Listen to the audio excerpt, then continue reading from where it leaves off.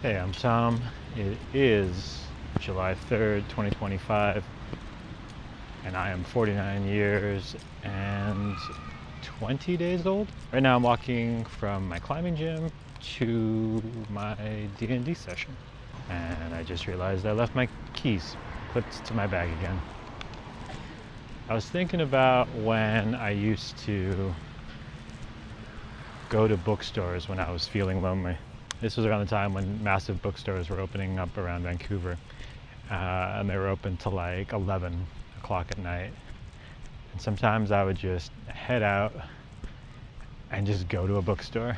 All right, just stop recording because apparently it's lost focus. Okay, wow. Anyway, so I would go to these bookstores, and I would feel less alone. I think partly because, yeah, you're surrounded by books, and books are my friends. But also there's something about just being able to be somewhere around other people, like I've talked before, without necessarily a transaction having to occur. Now, probably not buying books is not good for the bookstore, but you could still be there. It was still a space. When I think about hearing about there's a male loneliness epidemic, I also see this as like an increase in the idea that places aren't safe. Like when I talk to anyone in Vancouver or Victoria where my family lives, at some point they'll start talking to me about how it's not safe there. Well, nothing ever happened to me in Vancouver or Victoria.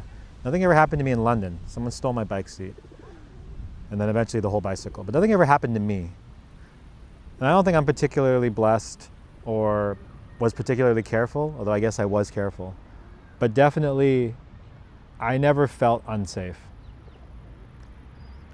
Unsafe means something is likely to happen to you. It doesn't mean you think something might happen to you.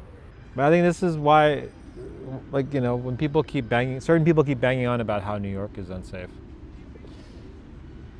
And I wonder, who does that narrative serve? Because whether you take my holistic sense of it or statistics that show that places are safer, I think cities are now much safer than they've ever been.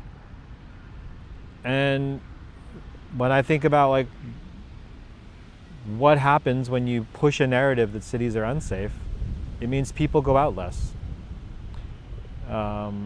And maybe you're doing that because you benefit from, in some way, from people thinking that a place is unsafe. Maybe you have an interest in increasing police spending. Maybe you want to introduce crazy military weapons to the local police force. Maybe you just enjoy controlling people.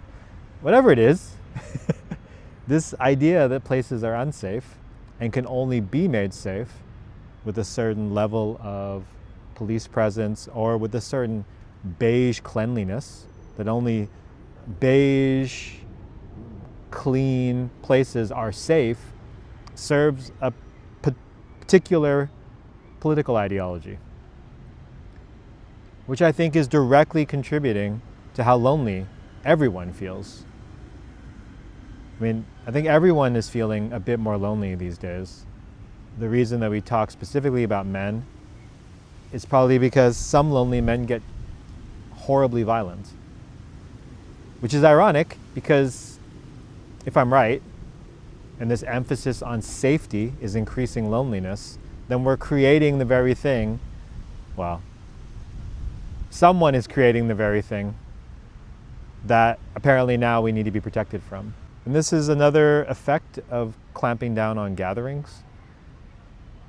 I don't think it's really protest that people are trying to stop. I think it's visibility.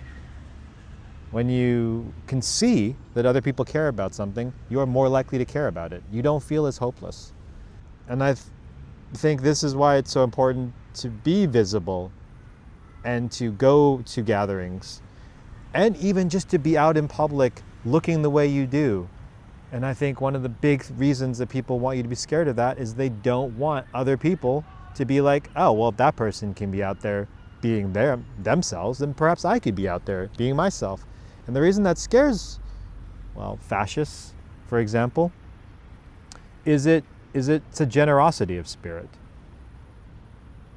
And I think like generosity is the real way of addressing fascism. There's nothing generous about fascism. And maybe it doesn't have to be money. It doesn't have to be time even. There's lots of ways to be generous.